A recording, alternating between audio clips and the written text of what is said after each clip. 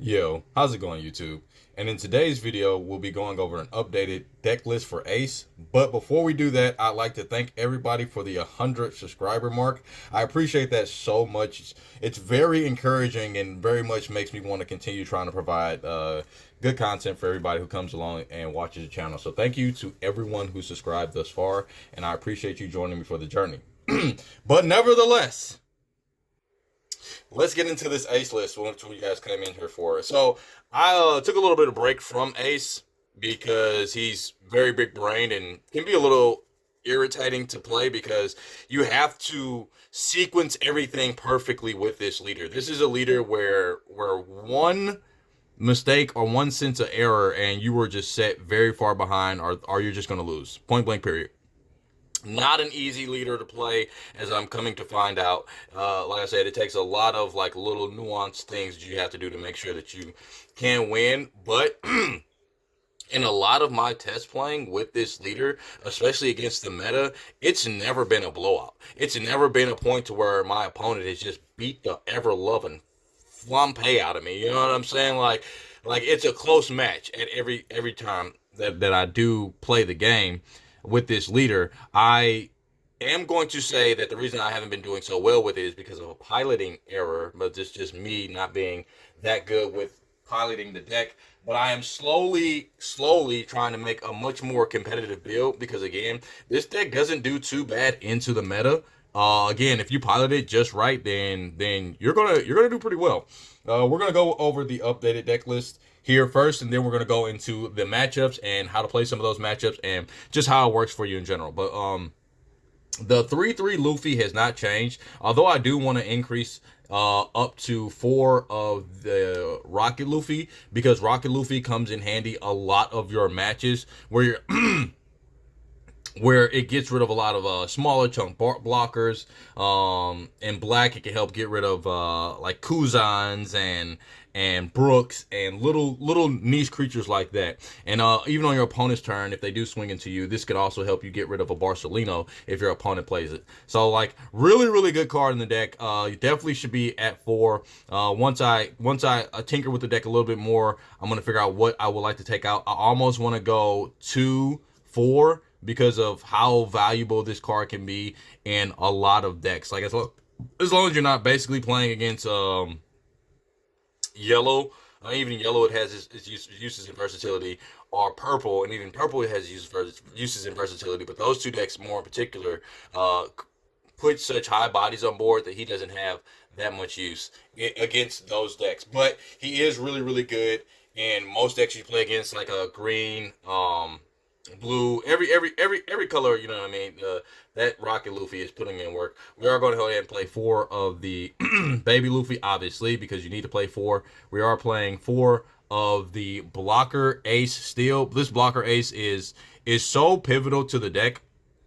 Like, you essentially need to see this ace to make the rest of the deck work. You need to see this ace. This ace is it is such a good defense offensive card, because when your leader is a 7k, you can just use this to swing. Yeah, you'll sacrifice a blocker, but you're applying so much pressure to your opponent to where they're forced pretty much to swing into your board. Like, it's their only option, because a 7k lead is hard to get into or even to match. So really good blocker, really good for the deck. Still just you want to play these more than you play almost anything else, because you just need him to set up your deck. You just him having his ability to draw you 2, set up, cycle out, counter out of your hand, while also, like I say, setting you up for the next turn is it is very much what makes this deck function. A lot of the games that I have played to where I do win, it is obviously because I play multiple of these and just had a really good setup. Just kept consistently keeping my leader at 7k while also applying a good amount of pressure with this also 7k body, which is also hard to get off the board because, again, it's a 7k. You can very much finish off your opponent really fast with this deck as well. You see the right opener, then by your second turn, you're swinging 7/7 into your opponent, assuming you're going second. And then the following turn after that, it could just get really bad, really fast for your opponent. Of course, you are playing the 4 baby to go with that. That hasn't changed. You are playing the 4 searcher events because, as I've explained in every other video, you need the 4 searcher events and you need the 4 GARP. You should never run anything less than 4 searcher events and 4 GARP because you need to see your babies. If you don't need to see your babies, then you need to see these aces. It's either one of the two. You know what I mean? You you being able to see these cards, you being able to search these cards, whatever the case may be, is pivotal to your success. I am going to give you a bit of a spoiler warning. I did take out 2 of the Thank You for Loving Me. Thank You for Loving Me is a really good consistency piece. If you don't know what that card is, it's this one right here. It is a really good consistency piece. It really does help you find blocker aces if you need them, or blocker Matumbo, whatever his name is, if you need him. Also allowing you to set up your top deck so that, again, allowing for a lot more consistency with your leader ability because it lets you see the foresight of what it is you're going to basically play. Like I said, this is pretty much your one-drop Perona for the deck, but instead of allowing you to look at the top 5, it just lets you look at the top 3 while also adding a Luffy to your hand or any Whitebeard card, which would be your blockers or your aces, to your hand, or even just allow you to set those up to where they're in the top of your life. But but moving forward, I did go back up to 4 of this blocker because he's essentially the same thing as the blocker ace. Draw 2 and then put 2 back to the top of your deck, cycling your hand. I've always described the ace as the Sabo of the deck, and like these 2 are pretty much your Sabos. Like how Black Yellow Luffy wants to play a Sabo to draw 2, to trash 2, to help facilitate putting cards in the graveyard, and also to cycle out non-carded cards in hand.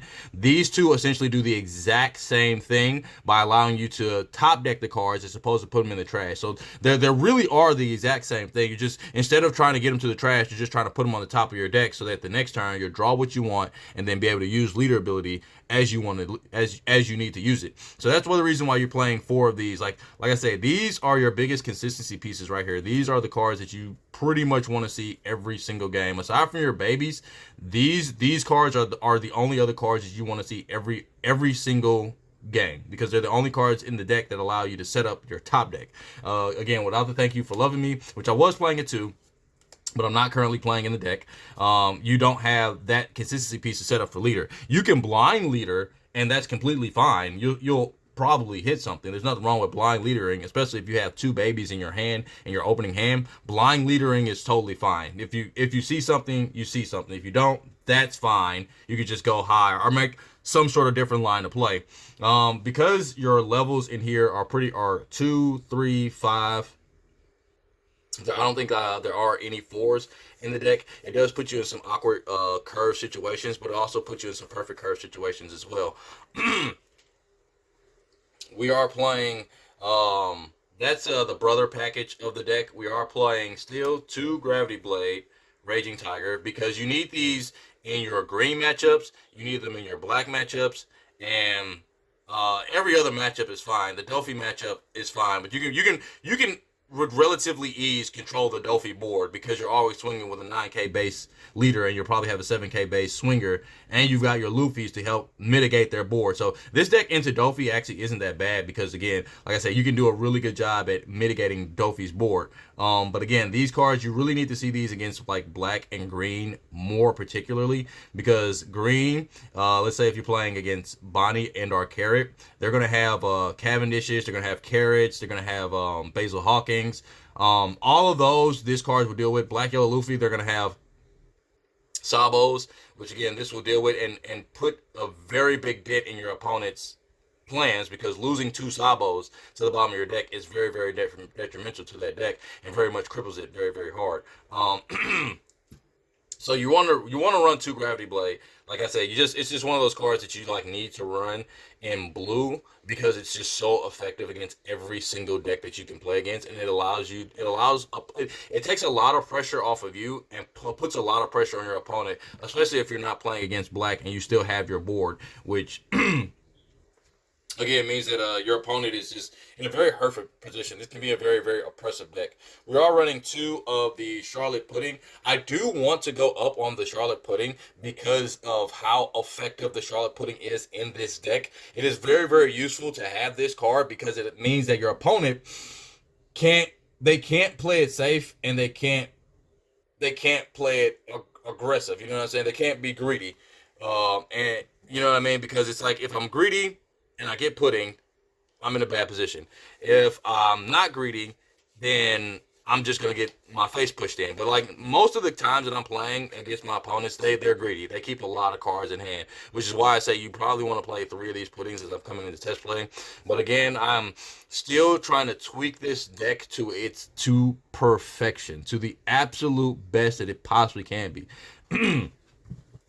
Moving on, I've seen a lot of people in my comments telling me how 7 2Ks is redonkulous, but I also want everybody to keep in mind that it's not really. If you want to think of it as 7 2Ks, yeah, but also think like these are also your 2Ks. Your brothers are your 2Ks. Like if you want to think of it as all these are 2Ks because they're essentially making your leader 7K. Like you're in essence running what would that be? 7 plus 8 is 15. So yeah, 15 2Ks if you want to think of it like that. I did go up and add another 2K to kind of give me a more rounder number as opposed to just 7 because that is just a weird number to have. I'm not gonna fake it to you. But we are running three flampe. Three flampe mostly because all I have is the flampe. All I have is three flampe. I can get another flampe. It is really good for early turn and helping you have a healthy hand size in early game, especially if you're going first. If you're going first, this is one of the cards that you want to see in your opening hand because you just on your turn 2 want to be able to swing 7 with lead and gain 2 cards to your hand. By using leader ability, if you can get any of these on the top of your life, you just go ahead and add it to your hand with the flampe, and then draw a card thanks to Flampe's other ability. But to counter not having the flampe, the obvious only other choice is the Machino.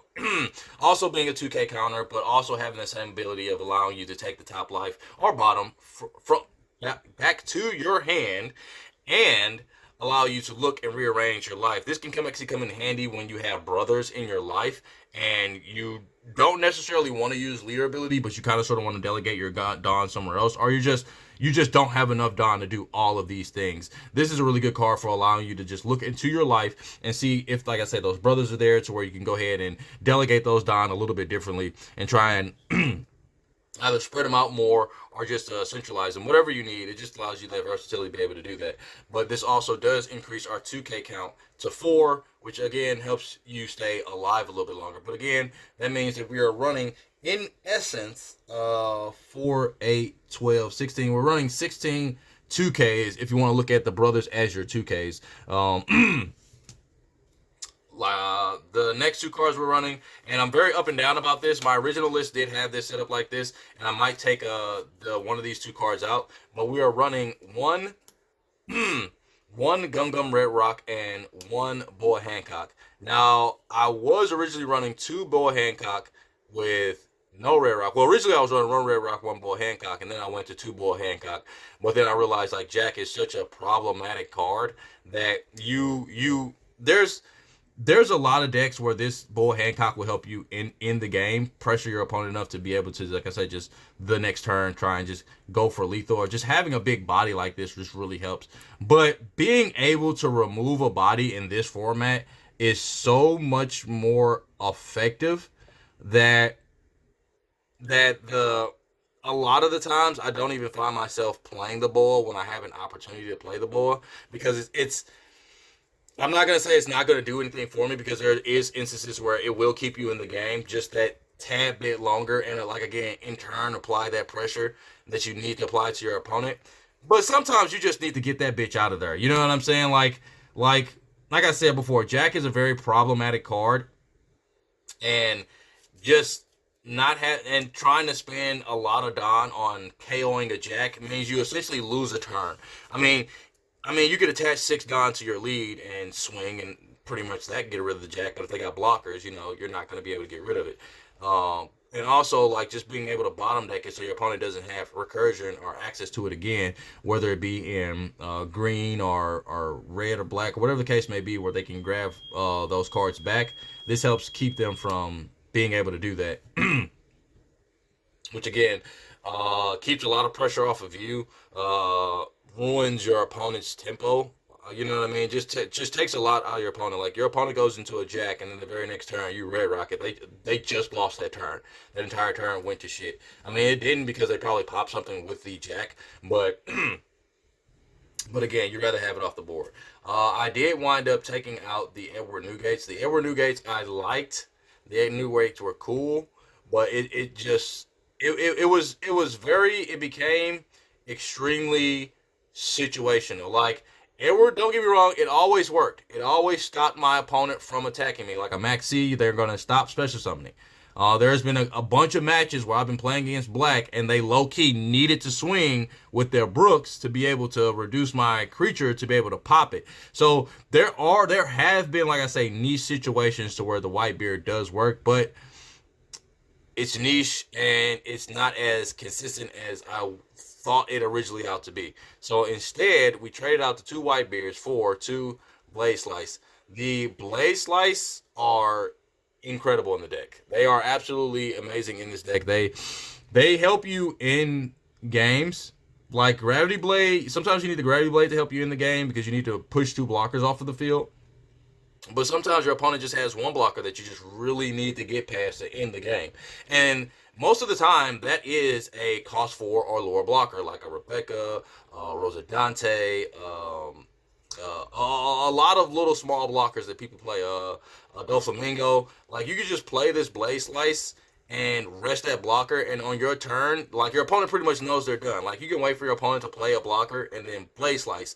Rested. Now they're in a very trouble position because they don't have that blocker. Or on your turn, you could just Blaze Slice, rest it, and now once again they're in that very hurt position because they don't have the blocker. They went from being okay to not okay, and a lot of people just don't see this coming. And also, this is a 1,000 stick for the turn. So you play this, and whatever they're swinging at is now, if it's a 5K base, it's now a 6K base for the rest of the turn. 6K base, 7K base for the rest of the turn. If your leader is a 7K base, he's an 8K base for the rest of the turn. You know what I mean? Like, little niche stuff like that really, really helps the deck perform that much better, because nothing like when your opponent's just like, oh yeah, I got this guy now, like I'm just gonna swing 7, swing 7, swing 7, swing 7. You play this when you're a 7K base, go 8, and like your opponent's entire plan just like got shot. Like, yeah, they can invest more Dawn, but more Dawn investment means less ability to play other cards or have other options to do anything else. But that is the whole of the new version of the deck. Some of the matchups I'd like to explain to you. Playing black, when playing against black, obviously Rush Ace is your best friend. That's another reason why I said that the Boa Hancock can come out, because black more specifically is where she doesn't do as much work as you would want her to do. Like, she will halt an attack, yes, and keep you into the game, but because black is just so oppressive and so controlling, she just doesn't have that oomph that you needed to. In every other deck that you can play, she is really good, but it just so happens that the 2 best decks of the format are in a color that she just doesn't perform as well in. That's why I say you need the Rare Rock, because the Rare Rock is just a little bit more versatile and a little bit more useful to you, because it can also push cards off of the board, which again is something that you need most of the time. You really just need to push cards off of the board as opposed to just keeping them from attacking. And these cards here are really what you try and use to do that, to just like move their defenses is really what you want to use these for. I've always said like the Luffy's and these cards are mostly for your opponent's defenses, because as I've been playing this deck, the biggest hiccups that you're going to have are going to be, like I say, blockers and hand size. But you can mitigate hand size by just constantly swinging with high pressured 7 swings with the Rush Aces and high pressure 9 swings with the leader by boosting them. But in general, black, like I said, it's just such a difficult matchup. It's not unwinnable. Like I say, my black matchups, whenever I do play this deck, I'm never so oppressed to where it's just like, oh, this is just an unwinnable situation. Like, I'm just fucked no matter what. Like, you know what I'm saying? It's actually a battle between the two decks, which is again one of the reasons I like it. Taking away Black's ability to swing at you every turn is really, really good when they can't attach two to lead. They're still going to swing with lead just to go ahead and get the minus and mill, but they won't be able to hit your leader, and you can just keep applying pressure with your sevens and your nines. If they're not popping your blockers and you have the ability to raise him to 7 the next turn, like if your blocker survives and you can raise this to 7 next turn with a baby, swing with the blocker, because against Black, it's very rare that your creatures survive 2 turns. You know what I mean? It's very rare that they'll go to your opponent's turn and you'll still have that creature on board. So if you do, you just swing with it. It just makes no sense to leave blockers on the board when you're playing against a deck that has removal, and you think that they have the ability to remove next turn and you're at a healthy hand size or enough healthy life to where you can sacrifice that blocker, sacrifice the blocker. Because another thing is 9 times out of 10 they'll go for the blocker because they want to try and set up for some later turn play, or they just don't want you to have that blocker to defend yourself later on in the game, or they just don't want that body on board. Like I said, the Black matchup, it's not impossible. It is very difficult. Blade Slice does really help in the Black matchup for the in-game scenario whenever they try and use the blocker to the Rebecca to defend themselves, because throughout most of the game you're playing, your opponent won't have cards on the board, because again, you'll be able to mitigate their board by swinging high into it. And with the Luffy's, it's just once they get to the Gekka turns and the Jack turns, it becomes a little bit more harder and you have to change your focus. Like I say, but that Red Rock just really, really cleans that up for you. So in Black, like I say, you can be super aggressive to where they're mostly on the defensive the entire time, just KOing your board, not really swinging for damage, just swinging to use abilities. Really, really good stuff. Really good against that color in general. Black Yellow Luffy, this deck actually does surprisingly well against that deck as well, because you're constantly a 7k leader. You can essentially always match their leader. You can always swing with 9 if their leaders are 9. So they lose the advantage in that retrospect. And you also have access to blue cards such as Pudding and the Gravity Blade, which is really detrimental to Luffy. Like, these 2 cards are what keep you in contest with the Luffy deck. Being able to Gravity Blade their 2 blockers and putting their hand size is what allows Ace to compete with his brother and the Black and Yellow Luffy matchup. And also, like I say, these Blade Slices can come in handy for resting small chunk blockers. I know that Luffy doesn't play any small chunk blockers, like they don't play Rebecca's and stuff like that. But again, if there was something of the sort in your way, you just go ahead and Blade Slice it. Or if you just wanted to gain an additional swing, you know what I mean, and you can do that as well. The green matchup, is also, if you're playing against Bonnie, the green matchup can be pretty easy. Like, it's not, I don't want to say it can be pretty easy, but if you play your cards right, it's not a hard match to win. Like, if you know they're going to go into a Dolphy and you know they're going to rest one of your cards the next turn, then you can play around that. Just don't swing. Keep all your cards up. Put them in a position where if they do play the Dolphy, it's not going to be beneficial for them, and you can just swing into their life hella hard that following turn. Or you can just put them in a position where, oh shit, well, like, if I don't play the Dolphy, then I got to play this, that, and the blocker, and then you can Red Rock those 2 blockers and just heavy swing at their face afterwards. It's like putting a turn like before to make sure they have a small hand size, so that if they do have that scenario, again, you just move them off the board. Red Rock, again, really good for moving off the Basil Hawkins off of the field. But like I said, as far as the green matchup is something that you just have to play smart. You have to summon in sequence. You may have to give up some of your 9k swings for 7k swings, because again, this is a leader where you have to play the monster first so that you can get the most benefit out of your swing. But in that deck, you just have to swing before getting the benefit out of your monsters, because again, you don't want those rested on play, because then your opponent can easily go into them. But that's not always like horrible, because again, like if you're swinging 7 and you summon another rest 7, it's going to be rested anyway. This is more so that your blockers don't get rested. But even still, like, your opponent will focus those before they focus your life. which again puts them in a falling back position instead of a leaning forward position. um, every other deck that I can think of, like I said, this deck does pretty good into. Even when I'm thinking about Zoro, Zoro can be scary because they can come at you so aggressively. But again, you are a 7K leader, and they have to invest heavily. Even though they can boost their cards and put Dawn into their characters for those swings, it means that they can't do. It pretty much means they can't do anything else for the rest of the turn, even establishing a body. So it's like I could establish this Zoro, but I'm pretty much only going to get 2 swings: my leader swing and the Zoro swing, and possibly some other swing if I want to give the Dawn to that character to be able to swing.